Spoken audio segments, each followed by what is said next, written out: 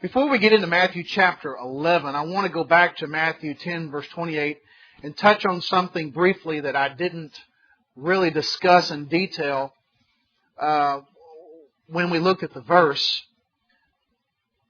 Matthew chapter 10 and verse 28, Jesus says, "Do not fear those who kill the body, but cannot kill the soul, but rather fear Him who is able to destroy both body and soul in Gehenna," or hell. So He's saying you don't fear those who kill the body but cannot kill the soul. This shows and proves two things this verse does. First of all, the soul survives the death of the physical body. There are those in the religious world who teach that once you die, you cease to exist. That you are snuffed out of existence until the end of time when you will be resurrected. And they say the soul does not exist apart from the body. Well, this verse here, plus other verses throughout the Bible, make it very clear that the soul survives when the body is killed. People who kill the body cannot kill the soul. The soul survives the death of the body. We're told in James chapter 2 how that the body without the spirit is dead. Like faith without works is dead. So the soul, the spirit, can survive and does exit the body in death.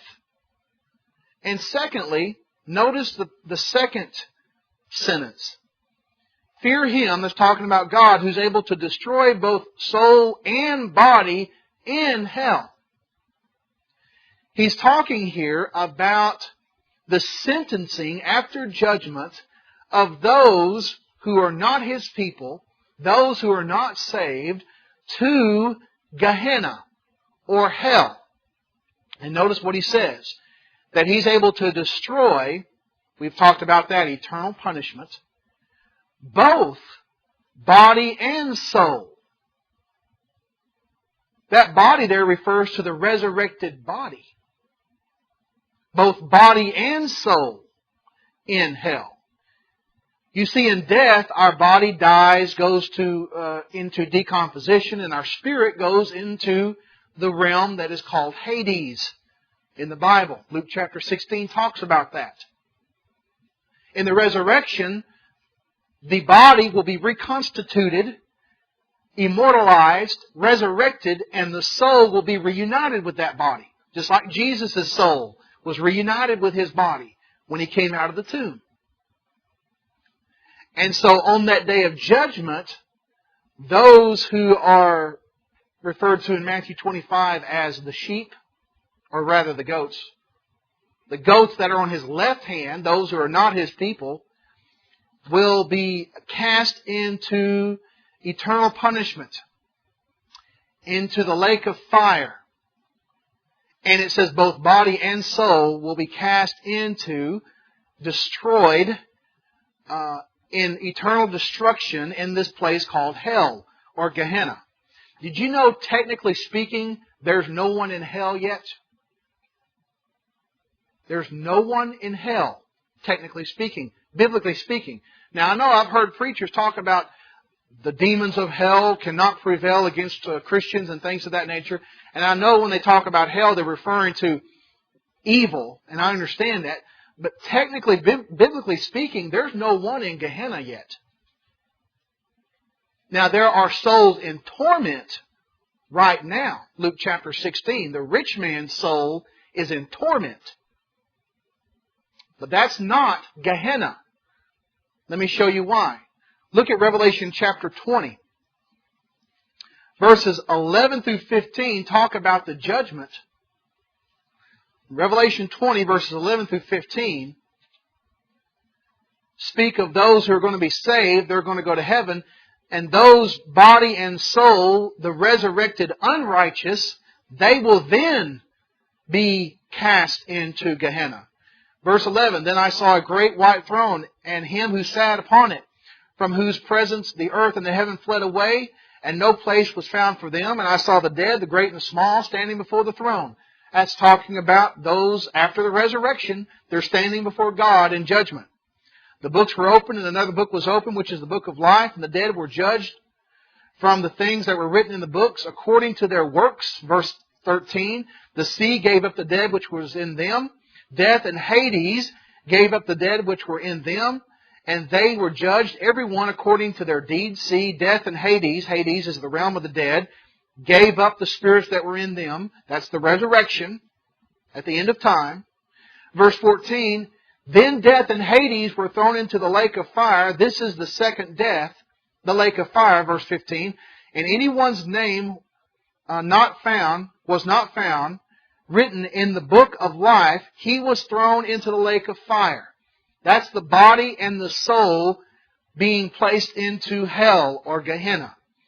Then hell will be occupied with the devil, his angels, and wicked humanity.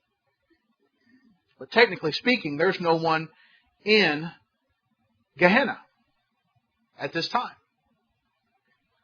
And notice Hades, that realm of the dead, where everyone goes when they die, it will be destroyed. Verse 14 of Revelation 20.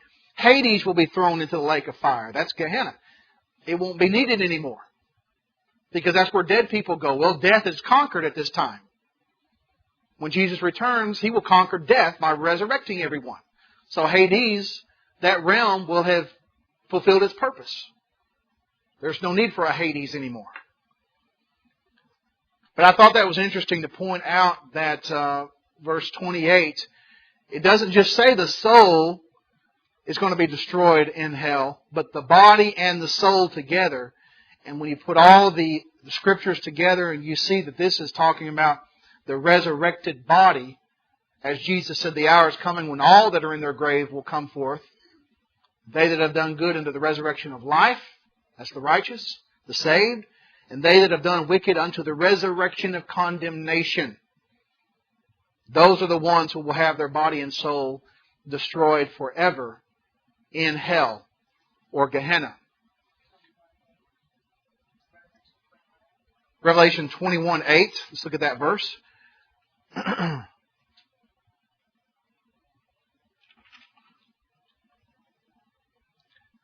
But the cowardly, the unbelieving, the abominable, the murderers, the immoral person, the sorcerers, the idolaters, and all liars, their part will be in the lake that burns with fire and brimstone, which is the second death. That again, it's talking about Gehenna, hell. This category of wicked people will be in the second death, which is a place, a lake that burns with fire and brimstone.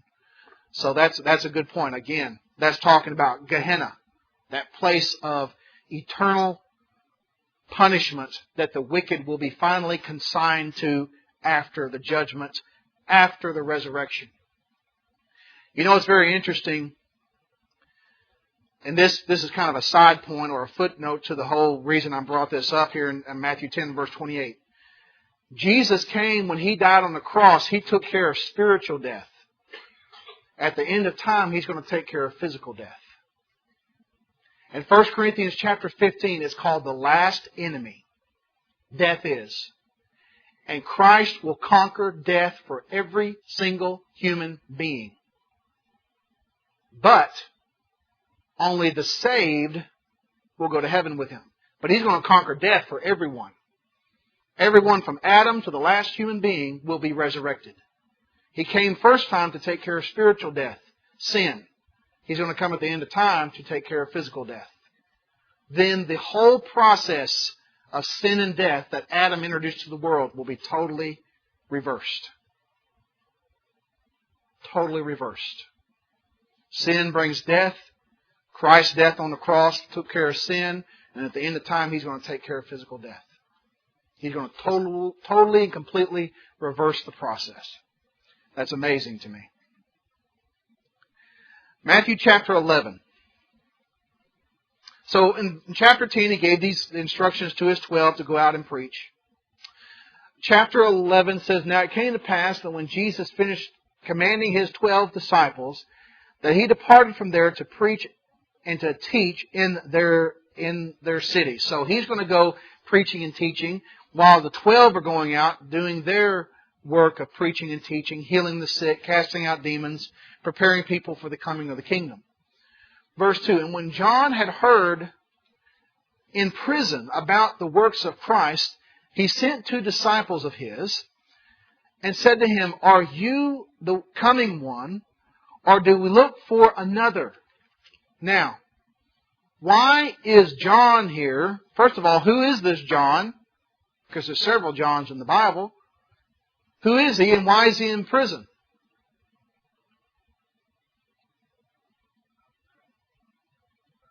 John the Baptist. John the forerunner to Christ. That's who this John is. Why is he in prison? Did he go out and rob a bank or something? Because of Herod.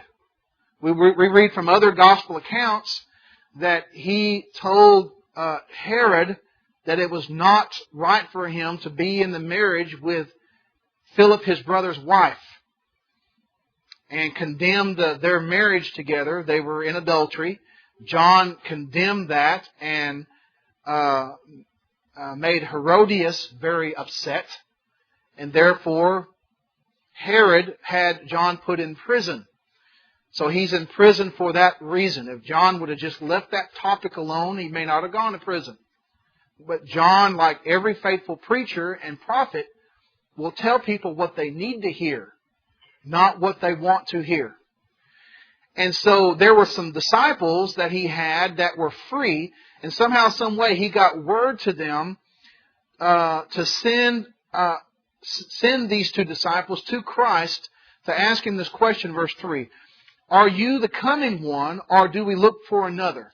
Now, why do you suppose John would ask this question? Did he not baptize Jesus in the Jordan and see the Spirit of God descend upon him? And then the voice come from heaven, This is my beloved Son, in whom I'm well pleased. Why would John ask that question?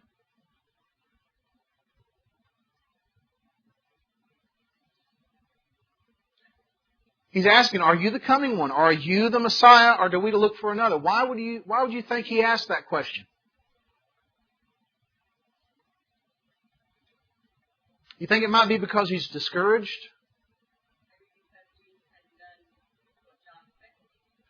Perhaps Jesus did not fulfill John's expectations as far as, you remember, John was preaching the kingdom is at hand. And remember, we're told that those prophets, when they prophesied, and John was a prophet, sometimes, especially when you got into the ones in the Old Testament, when they would prophesy about the kingdom coming, they themselves didn't fully understand the message that they were preaching or writing down by inspiration. It was still God speaking through them, but they didn't fully comprehend or understand it. So I think there might be 2 reasons why John is asking this question. Number 1, John was human. He's probably very discouraged. He's in prison. Just because he was a prophet doesn't mean he was sinless or perfect. He was discouraged in prison. He'd been doing the will of the Lord. He's been in prison for it. And so that might be one of the reasons why the question was asked. He's discouraged. And number 2, perhaps he thought the kingdom was something different than what he was preaching. He was preaching the truth about the kingdom.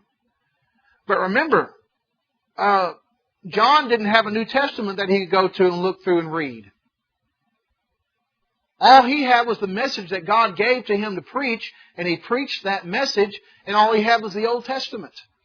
And so perhaps John thought Christ was going to bring in a physical kingdom that perhaps all the Jews, for the most part, were looking for.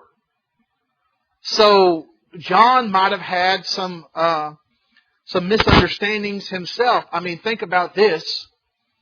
Even with the apostles being with Jesus for some 3 years, perhaps 3.5 years, however you want to measure Jesus' earthly ministry.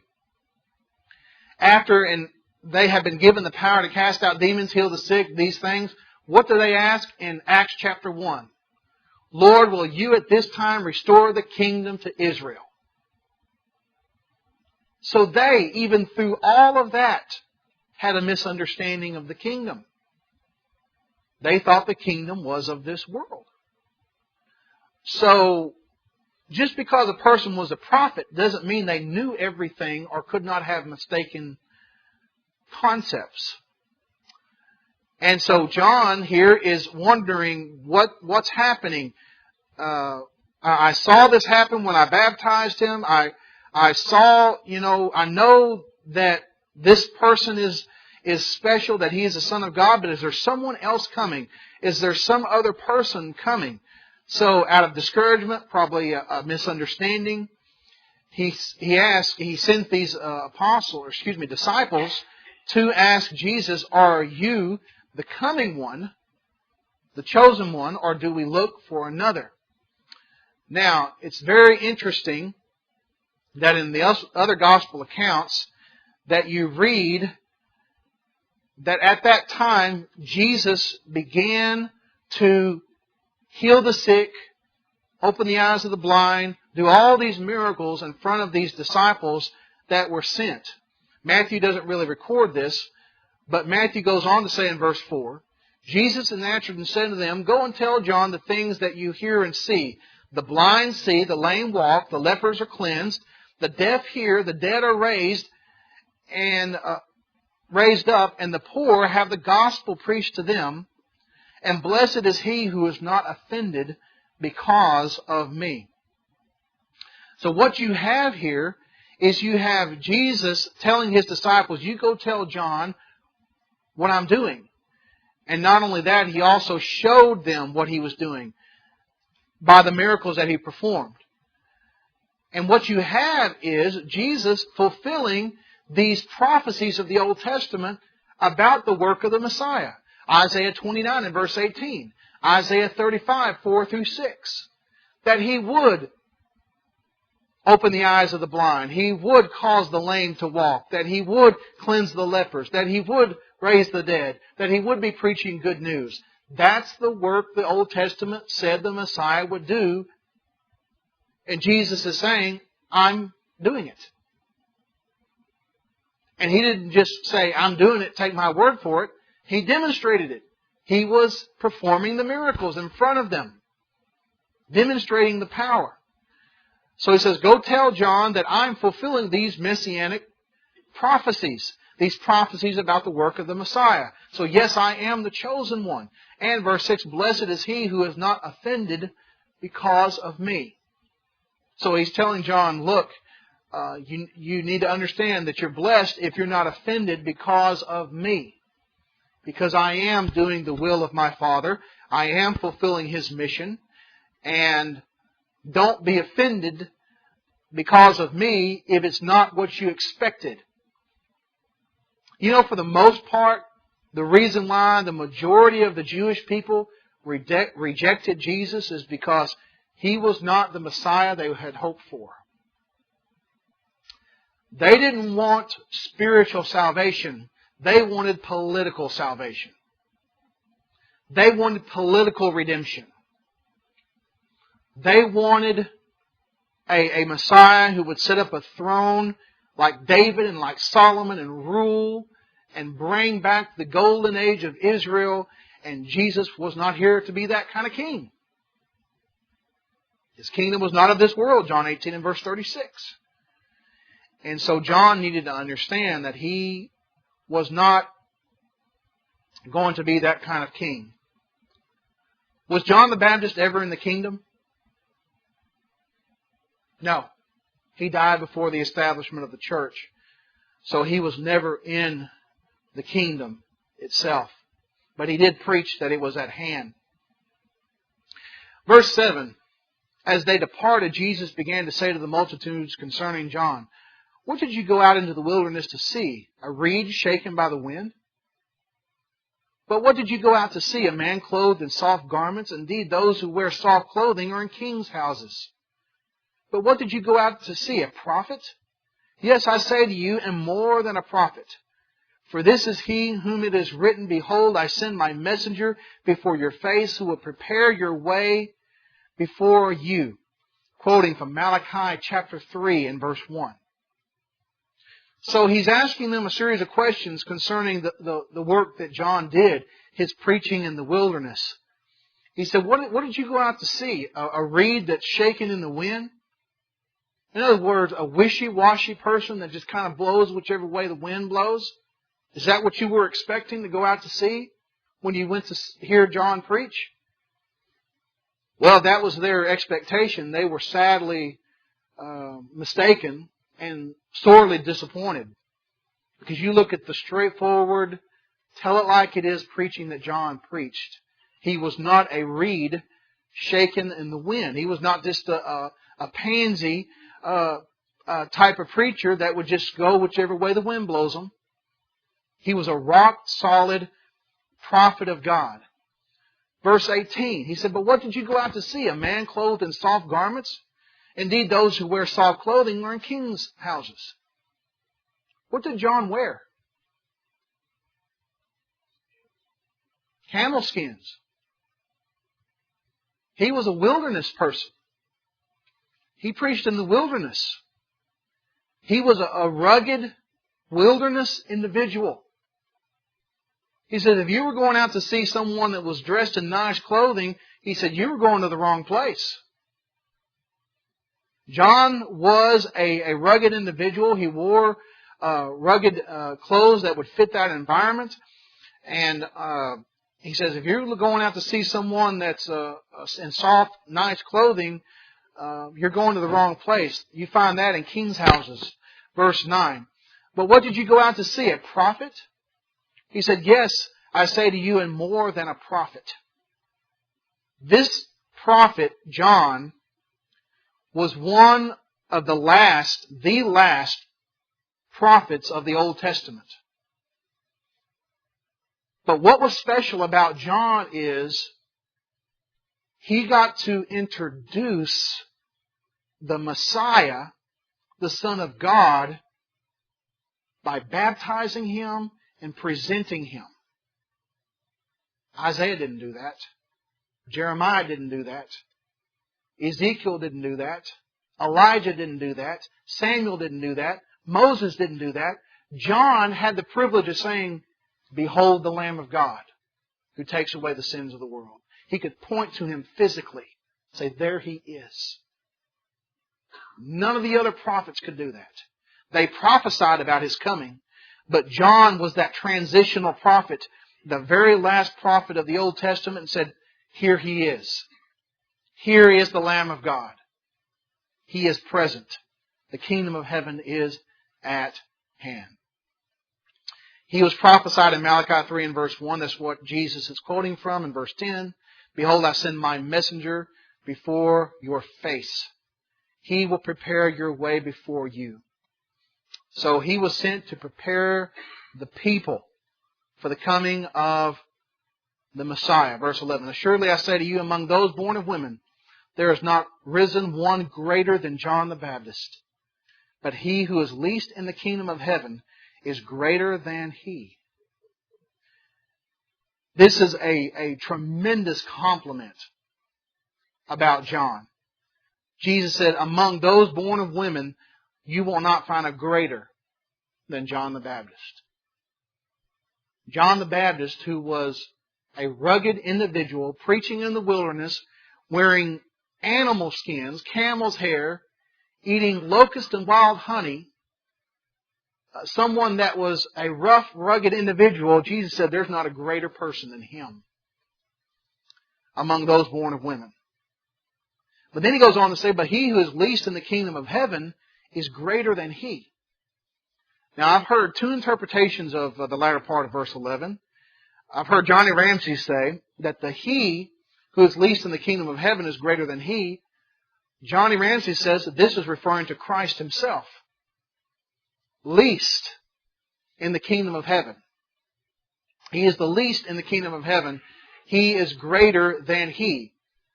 Christ, of course, is greater than John or any man.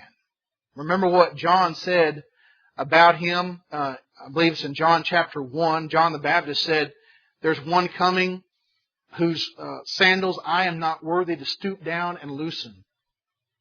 He is greater than I am. He is before me. That's what John said about Jesus. He is so great, this individual, talking about Christ. John says, I'm not worthy to stoop down and take His sandals off His feet. That showed John's humiliation and also showed how great Christ was. And the second interpretation that I've heard of the latter part of verse 11 is the he who is least in the kingdom of heaven is greater than he, is referring to those who are in the church, those who are in the kingdom of heaven, talking about citizens in the kingdom of heaven, have a greater exalted position being in the kingdom that's even greater than John, because John himself was never in the kingdom of heaven in the sense of the church, because it was established after John had passed on. By the way, how did he die? Head was cut off. Herod killed him. Herod killed him under peer pressure. Herod had him put to death. So here you have Jesus just talking about and praising, so to speak, the work of John and the great work that he had done, and talking about his work and basically saying, what did you expect to see? Did you expect to see someone that's just a weak individual and nice soft clothes? He said, if you were expecting to see that in John, you were looking at the wrong individual. He was my messenger that came to prepare the people for me. Verse 12, from the days of John the Baptist until now, the kingdom of heaven suffers violence, and the violent take it by force. Verse 13, for all the prophets and the law prophesied until John. Now, verse 12 speaks of from the days of John, that is, the days that John began preaching, until now, until that very moment that Jesus was speaking, the kingdom of heaven suffers violence. Now, what's he talking about? Look at the latter part of the verse. And the violent take it by force.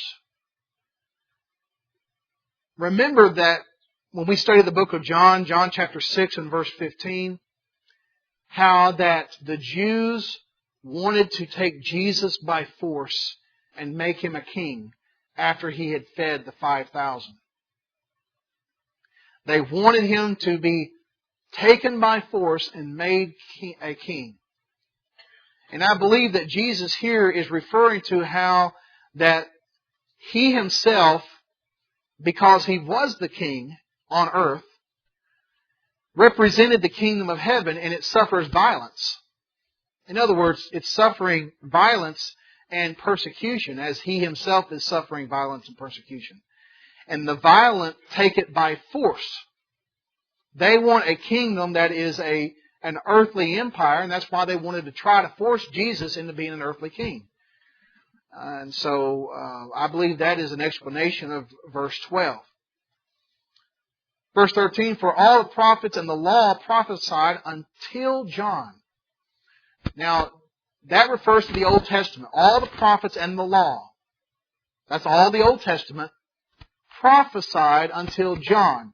John is the very last prophet of the Old Testament, because Jesus was still living under Old Testament law.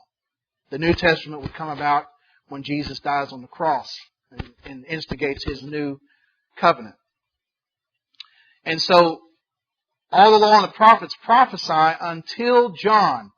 Well, John, again, is one who is prophesying the truth. And what did they do with him? They put him in prison, and they're going to kill him. Just about every prophet you can think of in the Old Testament suffered hardship and persecution because they prophesied the truth. It suffers violence. The kingdom of heaven suffers violence. And so you have John here being the last of the Old Testament prophets, prophesying of the coming of the kingdom and the coming of the king and the coming of that sacrifice that would bring it about. That would be Jesus dying on the cross. Look at verse 14. If you're willing to receive it, He is Elijah who is to come. Who is Elijah?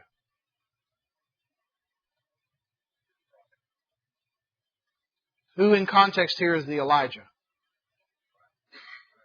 John. John is the prophet Elijah who is to come. Now remember when they approached John and they said, "Are you Elijah?" He said, "No, I am not. I am not Elijah." And so, but here Jesus says he is Elijah. What you have to understand is the Jews had an expectation of Elijah literally appearing. Look at Malachi chapter 4, the very last book of the Old Testament.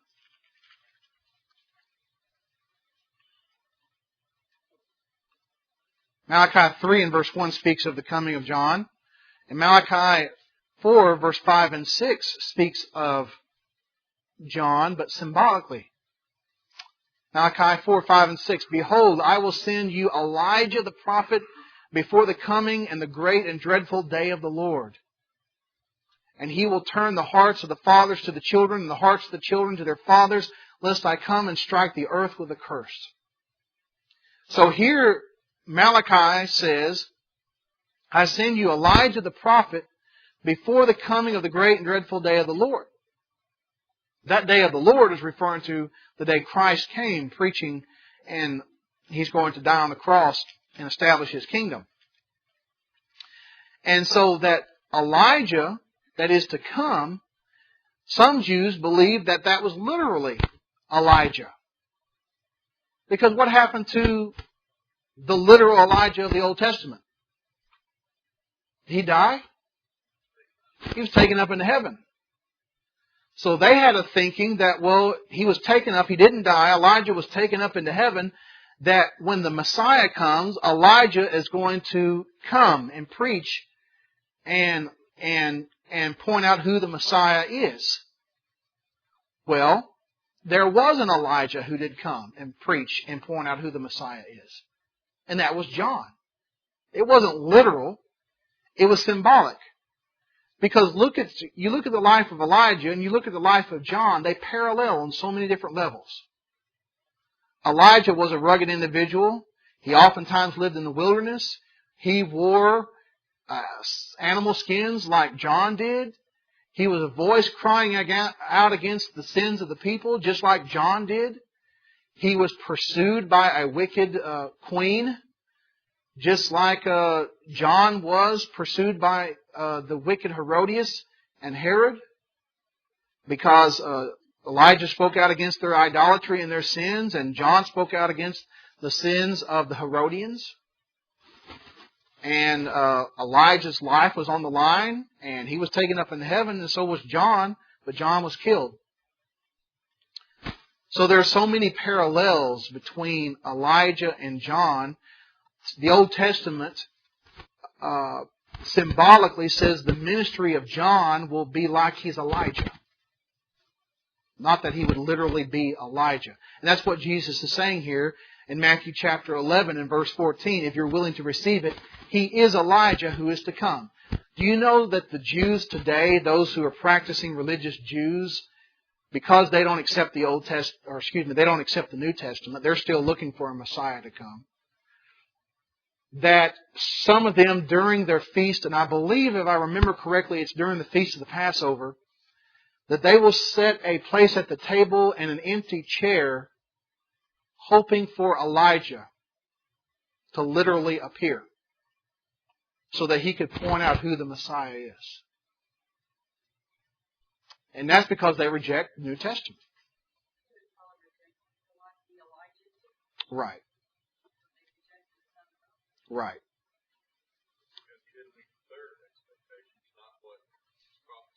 Exactly. That's a good point. What makes people think they're going to accept him now if they wouldn't accept him, Elijah when he was preaching? They didn't accept John when he was preaching. For the most part, they didn't accept Jesus when he was preaching. What makes them think they would accept him now? Of course, it's like people today who are in the denominational world, and unfortunately some of our brethren, they don't really accept the Jesus of the New Testament. They have a mythological understanding of Jesus that's totally out of harmony with what the Bible teaches. They think that Christ accepts things that He does not accept, that He does not authorize. And so their concept of Jesus and of Christianity is totally different than what you would actually find in the Scripture. And so that's a good point. Why would they think that they would accept the Elijah now if they didn't accept him back then?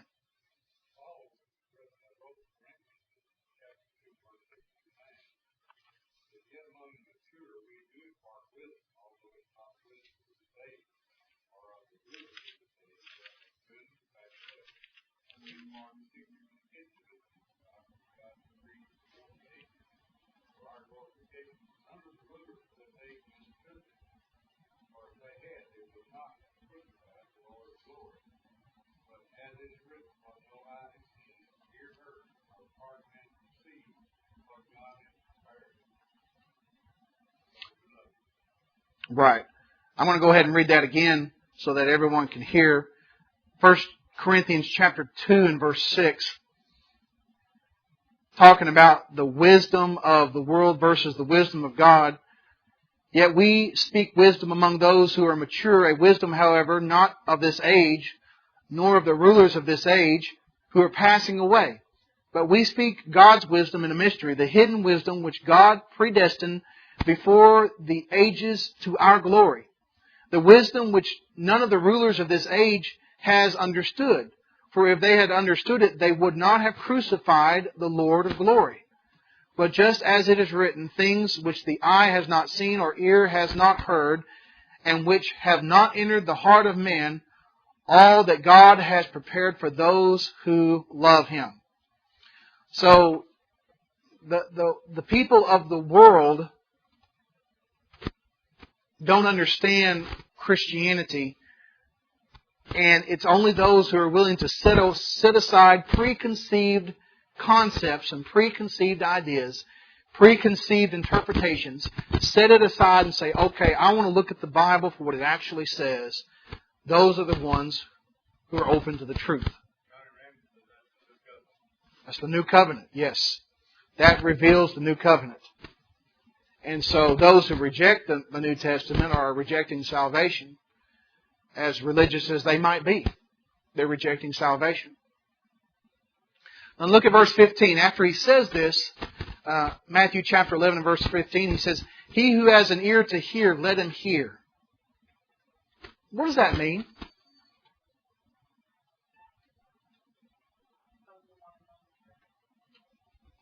I believe that's part of it. Those who want to know the truth. He's saying, listen to what I'm saying. I used to hear a preacher, I forgot his name, but he would preach and he'd go along and he would stop and say, "Are you listening? Are you listening?" And I believe it's the same concept here. He who has an ear, let him hear. Pay attention. Listen. This is what he's saying. Verse 16, he says, "But to what shall I liken this generation?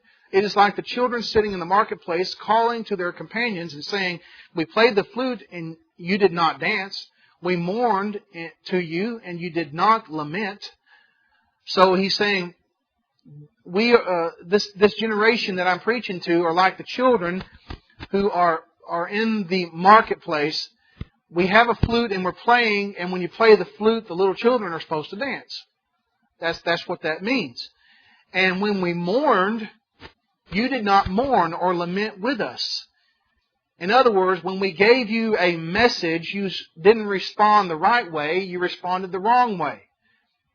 It was like you were supposed to respond, the little kids were supposed to respond in dancing to the flute, and mourning, there had to be lamenting or crying. You didn't respond properly. Verse 18, "For John came neither eating nor drinking, and they said he has a demon." So here you have John in the wilderness. He was not a social individual. He wasn't a preacher, a prophet that mixed among the people. He was in the wilderness. People came to him, and the people reacted and said, "Well, he has a demon. He's demon-possessed." Verse 19, "The Son of Man," talking about Christ, "came eating and drinking." And they say, "Look, he's a glutton and a drunkard, a friend of tax collectors and sinners." but wisdom is justified by her children. So in other words, he's saying you're not responding correctly. You're condemning John because he didn't socialize with you, saying he had a demon.